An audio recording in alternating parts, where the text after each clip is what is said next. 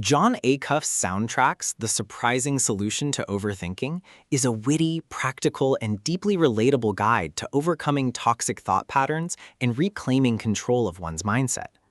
Acuff, a best-selling author and motivational speaker, frames overthinking as the tendency to replay negative soundtracks in our minds, internal narratives that sabotage confidence, creativity, and progress. His central thesis is that by identifying, challenging, and replacing these destructive soundtracks, we can transform overthinking from a liability into an asset.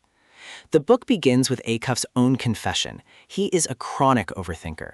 He describes how overthinking often masquerades as productivity, tricking us into believing that endless rumination is preparation. In reality, it drains energy, paralyzes decision-making, and magnifies fear. He likens overthinking to a broken record, where the same negative thoughts play on repeat, shaping our actions and outcomes. By naming these thoughts as soundtracks, Acuff makes them tangible, something we can confront and change. Acuff introduces a three-step process for dealing with toxic soundtracks: retire, replace, repeat. Retire. The first step is recognizing and retiring broken soundtracks. Acuff encourages readers to ask three diagnostic questions. Is this thought true? Is it helpful? Is it kind? If the answer is no, the soundtrack must be retired. He emphasizes that awareness is key. Many people live with toxic soundtracks without realizing their impact. Replace. Once a broken soundtrack is retired, it must be replaced with a new, positive one. Acuff warns that silence is not enough. The brain craves repetition. He suggests creating affirmations, mantras, or reframed narratives that align with truth, kindness, and usefulness. These new soundtracks should be simple, memorable, and emotionally resonant. Repeat. The final step is repetition. Just as negative soundtracks gained power through constant replay, positive ones must be reinforced through practice. Acuff stresses that consistency is essential. New soundtracks become habits only when repeated until they feel natural. Throughout the book, Acuff blends humor with research. He cites psychological studies on the power of thought, habit formation, and neuroplasticity, showing that the brain can indeed be rewired.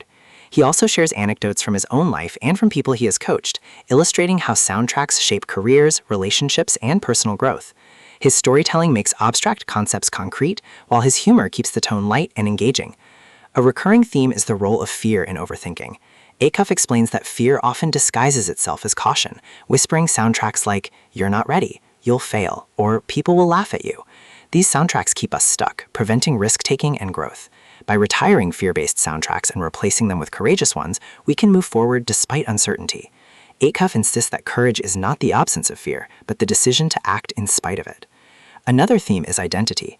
Acuff argues that soundtracks shape how we see ourselves. Negative soundtracks reinforce limiting identities, like "I'm not creative" or "I'm bad with money," while positive ones expand possibilities. He encourages readers to craft soundtracks that affirm their strengths and potential, creating identities that inspire action. He notes that identity is not fixed, it is shaped by the stories we tell ourselves, and by changing those stories, we change our lives. Acuff also explores the impact of soundtracks on relationships. Overthinking often distorts how we interpret others' actions, leading to unnecessary conflict or withdrawal. For example, a broken soundtrack might say, "They don't like me," when in reality, the person is simply busy. By replacing relational soundtracks with generous interpretations, we foster trust and connection. Acuff emphasizes that healthy soundtracks not only benefit individuals, but also strengthen communities. The book includes practical exercises for identifying and changing soundtracks. Acuff suggests writing down recurring thoughts, testing them against the 3 questions, and crafting replacements. He encourages readers to use sticky notes, journals, or digital reminders to reinforce new soundtracks. He also advocates for soundtrack playlists, collections of affirmations or quotes that can be revisited during moments of doubt. These tools make the process actionable, ensuring that readers can apply the concepts in daily life. Acuff's tone is motivational but grounded. He acknowledges that changing soundtracks is not easy. It requires persistence and patience.